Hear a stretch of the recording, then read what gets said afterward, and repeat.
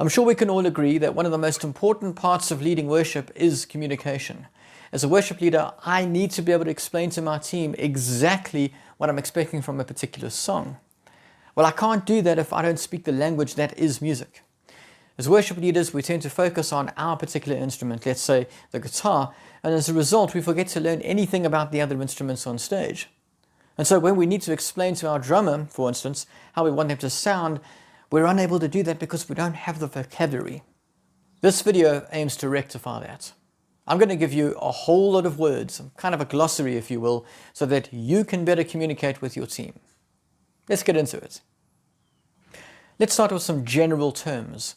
Tempo, how fast or how slow a song is. If someone isn't playing at the right tempo, you can call it dragging. They're playing a little too slowly. Or they're racing. They're playing a little too fast. Pulse is how you feel the rhythm of a song. Next time you're listening to a song and start tapping your foot, that is the feeling of the song, the feeling of the pulse. You're feeling the groove. BPM, or beats per minute, is a measurement we use to define the speed of a song. 60 beats per minute is pretty slow, and 120 beats per minute is pretty fast. Time signatures are the different kinds of rhythms that exist, from a 4/4 to a 3/4 to a 5/4. Double time, a rhythm device where one or more instruments double their tempo. Half time, a rhythm device where one or more instruments halve their tempo. Transition, moving from one song to another, whether you're going to use bridging chords or just stopping the song dead to get into the next one, it's a transition. Chords, words, tabs, and notation. These are all the different methods we have of writing down music. Words for singers, tabs are for guitarists, notation is generally for pianists, and chords, well, let's be honest, chords are pretty much for everyone. Let's talk vocalists. A harmony is a complementary melody line meant to add color to the basic melody. We do this in thirds or in fifths. A cappella is a piece of music containing only vocal parts. Now, we divide singers into different vocal ranges in order from highest to lowest, so let's talk about that next. Female singers are generally divided into soprano, mezzo-soprano, and alto. This is in order of pitch. And male singers are generally divided into tenor, baritone, and bass. Now, there is quite a lot of overlap amongst these ranges. Mezzo-soprano is the most common female range, and baritone is the most common male range. And descant is basically any melody sung above the basic melody. This microphone isn't even plugged in. Let's give you a few very general music theory terms. Key, the scale around which a piece of music is written. Transpose, the act of changing the key of the entire song so it's easier to sing or easier to play. This is different to modulation. Modulation is the act of changing the key in the middle of a song. So let's say we started the key in G, but in the final chorus we decided to kick things up a notch by modulating into A. Chord is just a bunch of notes played together, typically 3 or more because 2 notes is generally considered an interval. Verses. Songs tend to have multiple verses with different lyrics but usually the same chord progression. Verses tend to build tension. Chorus. Songs tend to have one chorus which is sung after every verse. Often choruses release tension. The bridge. Now, sometimes we want to repeat a chorus. The bridge is a very useful tool for dividing up choruses without having to go back into a verse. Pre-chorus is a way to separate the verse from the chorus, usually half the length of the verse, and very useful for building tension as well. The intro is usually just a short chord progression at the beginning of a song, very useful for building anticipation as we start the song. Outro is a way to bring a song to a close, very useful for resolving the song in a satisfying way. Outros are also usually just chord progressions, although they can sometimes contain words. A chord progression is a bunch of chords repeated throughout a section of music.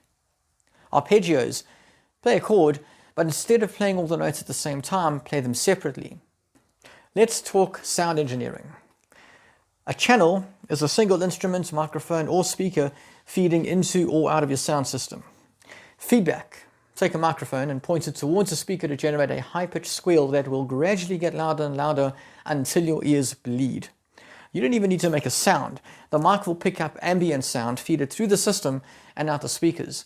Now, because the mic is pointed at the speaker in question, it'll pick up that sound that it just sent through. And now you have a loop.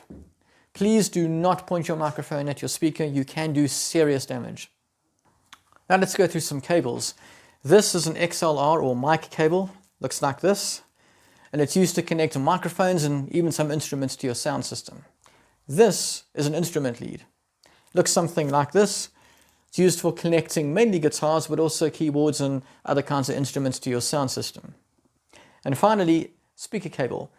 Not to be confused with instrument leads, these are for connecting speakers to your sound system. Yeah. This is a monitor or a wedge. It's basically just a small speaker that allows people on stage to be able to actually hear themselves. The bigger the band, the more these wedges you're going to need. In a perfect world, every musician would have their own monitor, but let's face it, that's not likely to happen. These are IEMs, or in-ear monitors. A very useful, though controversial alternative to wedges. In-ear monitors are earbuds that essentially do the same thing as wedges. They're a lot cheaper than wedges, unless you factor in the packs, then they can end up being more expensive. Let's talk about drums. First of all the different parts. We have hi-hat, snare, toms, floor tom, bass drum or kick drum, crash, and ride.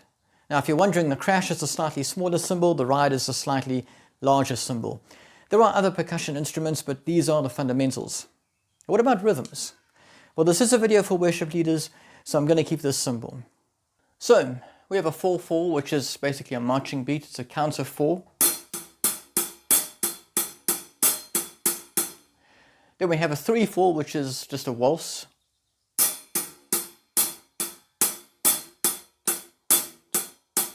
And then we have a 6/8, which is basically just a very fast waltz.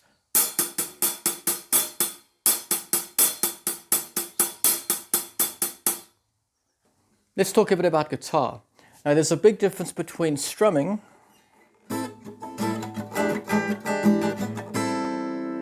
and picking.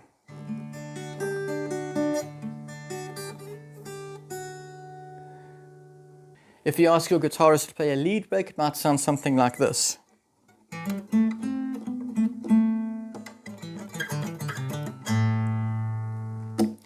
There's also a difference between the different types of chords we can play. A bar chord would be any chord where I have to hold every string down. So, and they come in major, minor, seventh, whatever you want to play. An open chord is any chord that has open strings in it, so your normal G. A power chord is like an open chord, but it's fifths.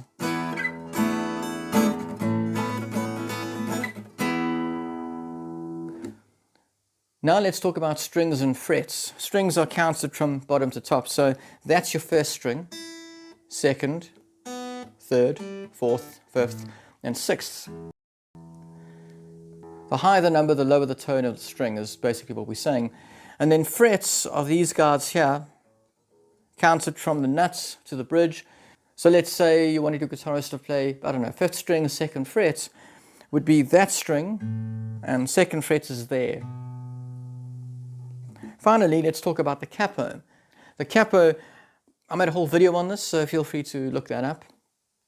But let's say that you tell your guitarist, no, the chord is a C, and he goes, no, but I'm a capo 2. All he means is he has a capo on his guitar, which means he's down 2 semitones from you. So, or let's say capo 3 rather, because that means that his G, or that your G becomes his E. That makes sense. Again, I did make a whole video on this, so please do check that out. But let's move on. But what about the piano? Well, we have a sustain pedal if you want the notes to hold. When you talk about register, are we playing in the higher notes?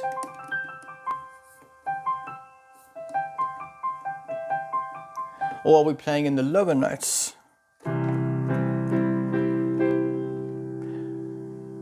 If you want your pianist to crescendo, you want them to build up. So,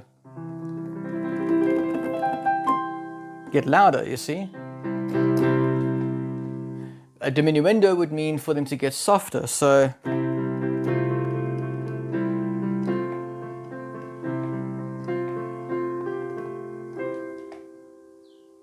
look, the piano is one of those instruments in the church where most pianists are classically trained.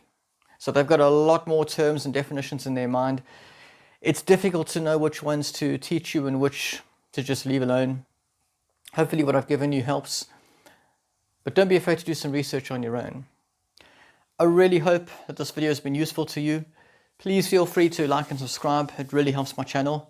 If you have anything you'd like to discuss, by the way, orchestral, band, or worship ministry related, feel free to let me know in the comments below. I'm always looking for ideas. But that being said, thank you for watching this video. I'll see you in the next one.